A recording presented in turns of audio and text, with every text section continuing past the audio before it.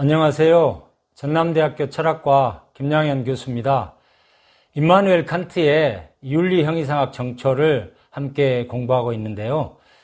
지난 시간에는 정업명령의 정식인 자연법칙의 정식, 보편법칙의 정식 등에 대해서 논의를 해봤죠.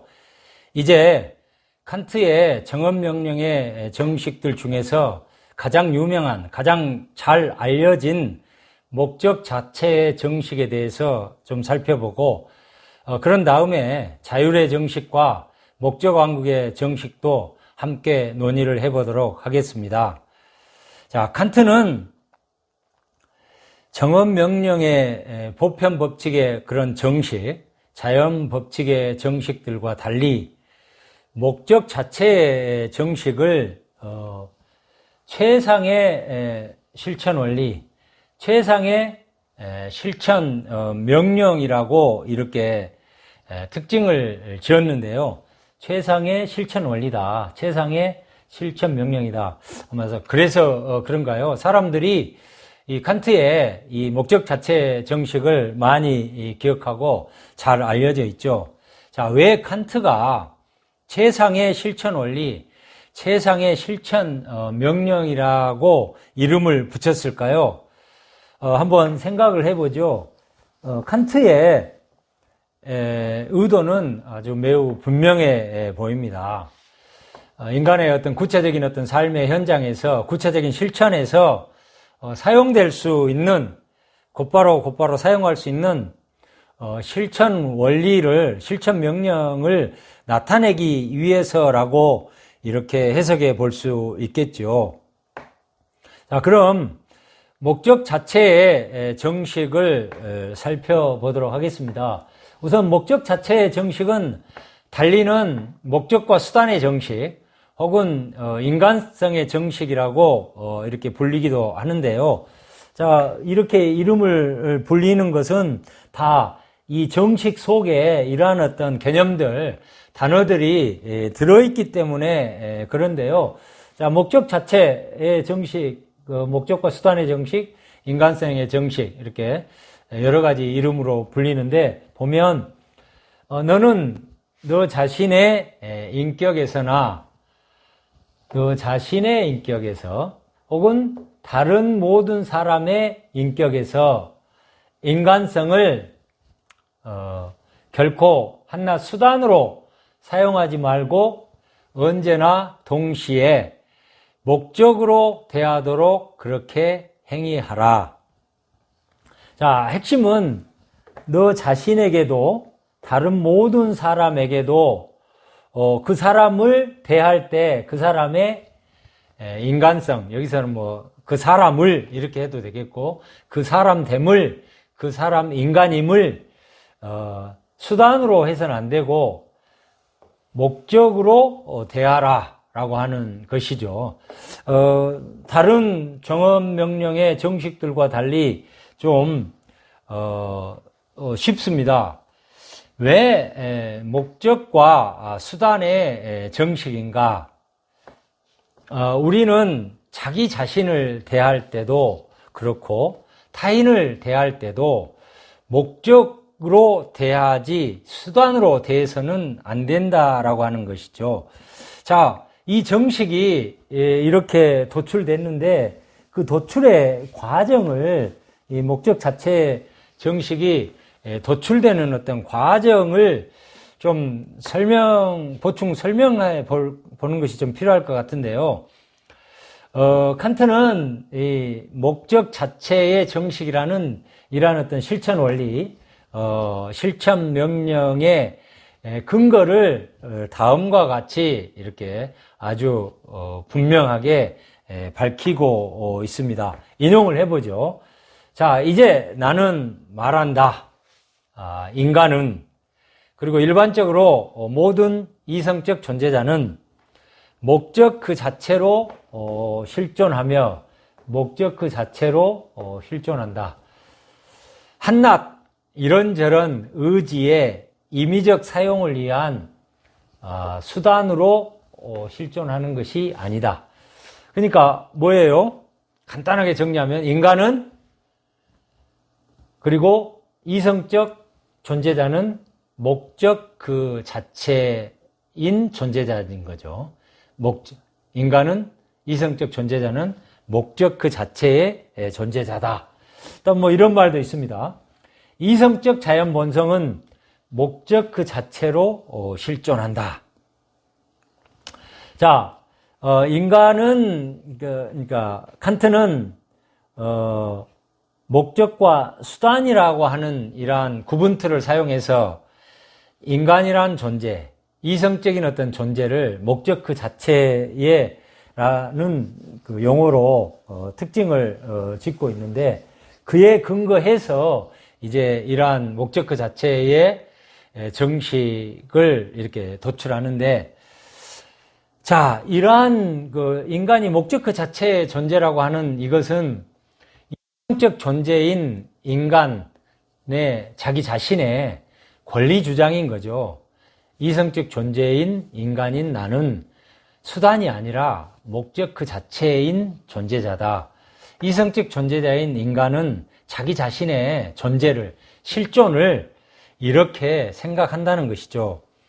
자, 여기서 우리는 목적 그 자체란 말에 대한 의미를 좀 부연해서 설명해 볼 필요가 있을 텐데, 자, 칸트는 이 세상을 구분할 때 두 가지로 구분했습니다.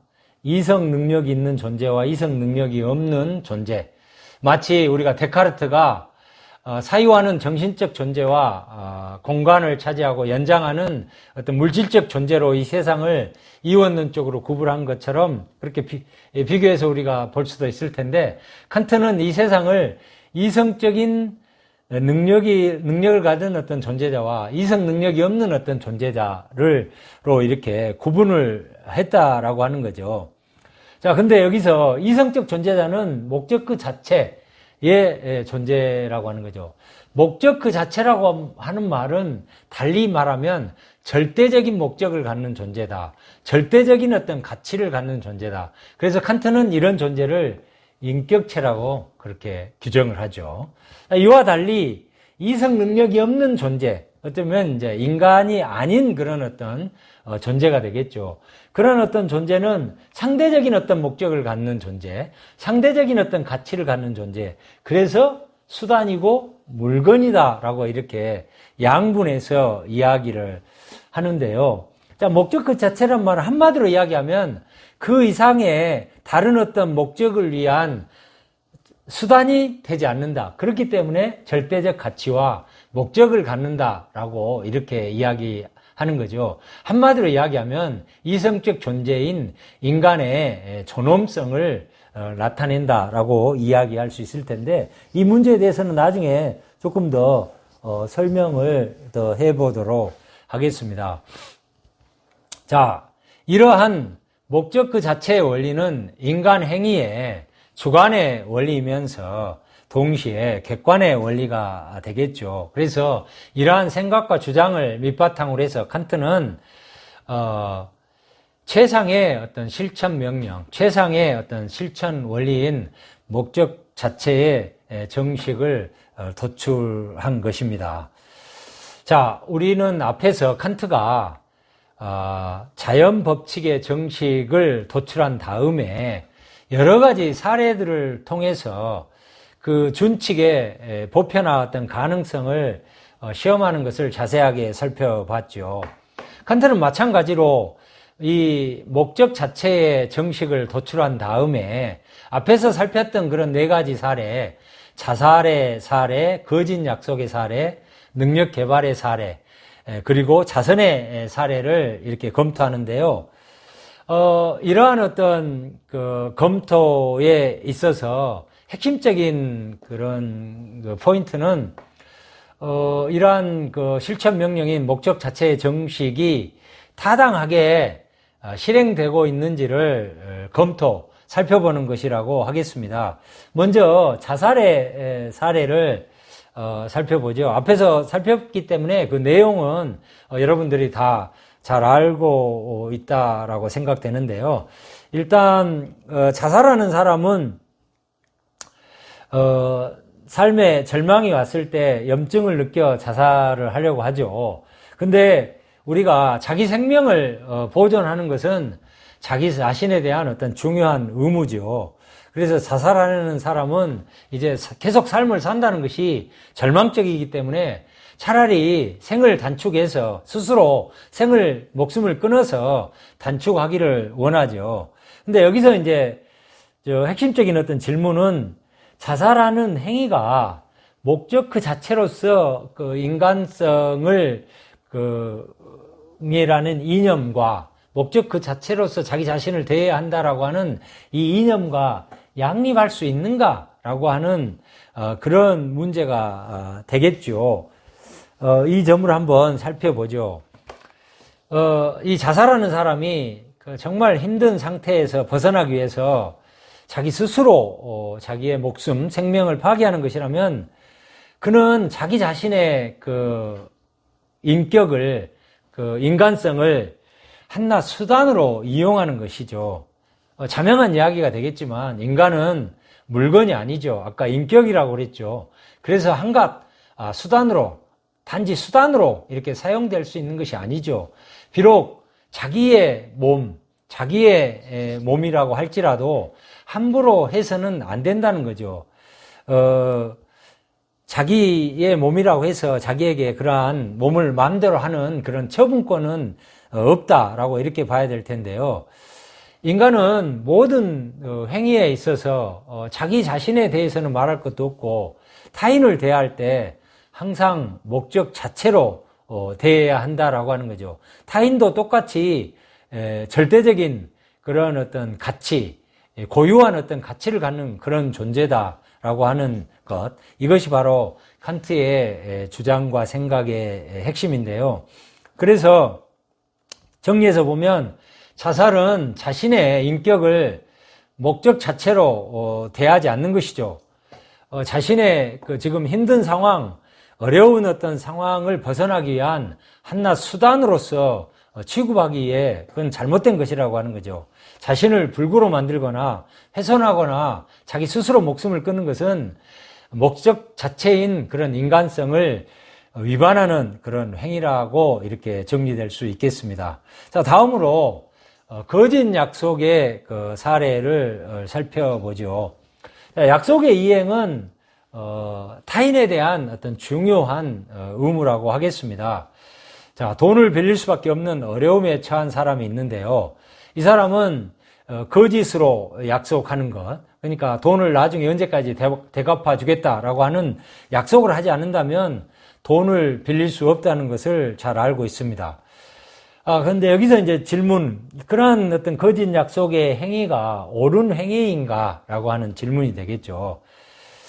그런데요, 거짓으로 다른 사람을 속이는 사람, 약속을 하는 사람은, 그런 의도를 가진 사람은 금방 알 수 있는 거죠.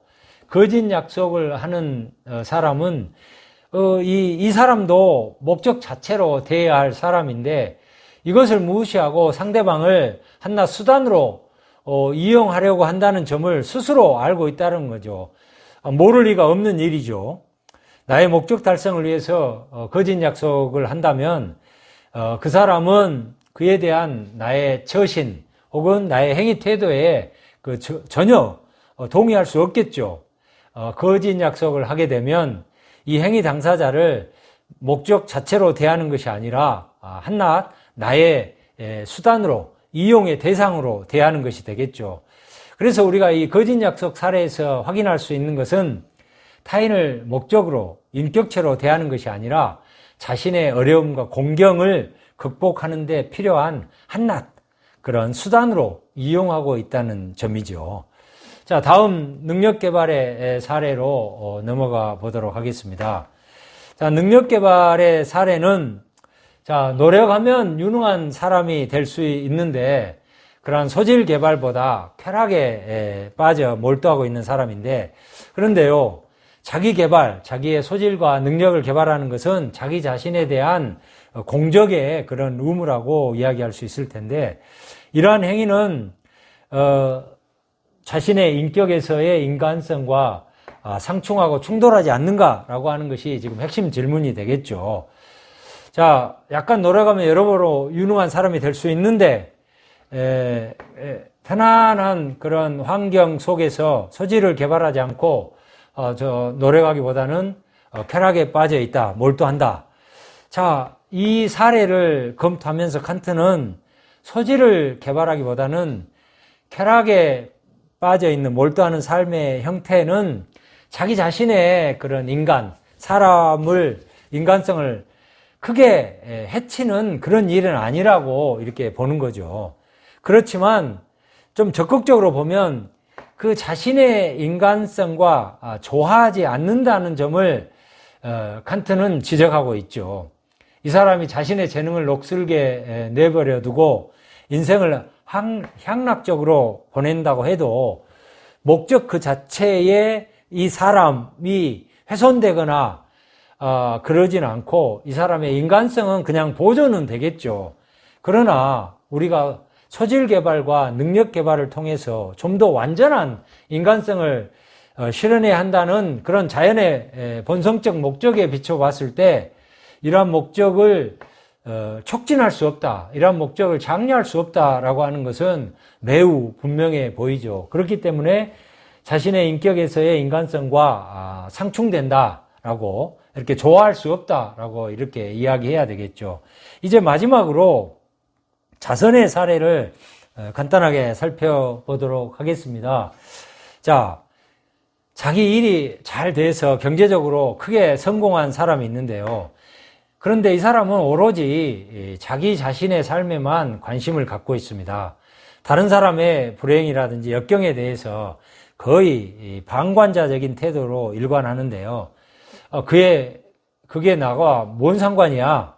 나는 다른 사람으로부터 아무것도 뺏지도 않고 다른 사람의 삶에 대해서 부러워하지도 않는다. 나는 다른 사람에 아무 관심이 없다. 자, 이 사람에 대한 어떤 칸트의 평가는 이렇습니다. 먼저 이 사람은 타인의 행복에 기여한 바도 없고 또 타인에게 고의로 해를 끼치지도 않는다는 거죠.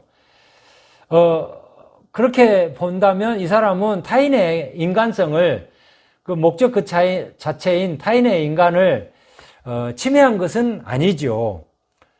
근데 그 다음 단계에서 우리가 봐보면 그러나 힘이 닿는 한 타인의 행복을 촉진하는데 노력하지 않는다면 타인의 행복을 촉진하는데 좀 일정하게 힘이 닿는 대로 이렇게 도모를 해야 되는데 그렇지 않다면 좀 적극적인 관점에서 보면 목적 그 자체인 인간성에 부합하지 않는다라고 하는 것이 칸트의 지적입니다.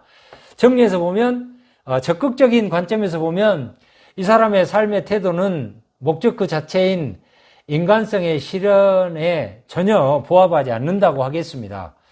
자, 이렇게 해서 목적 그 자체의 정식을 살펴봤고요. 또 그에 따른 네 가지 사례에 대한 어떤 검토를 해봤는데요. 자, 오늘은 여기까지 하고 다음 시간에는 이어서 자율의 정식, 목적 왕국의 정식을 살펴보도록 하겠습니다. 감사합니다.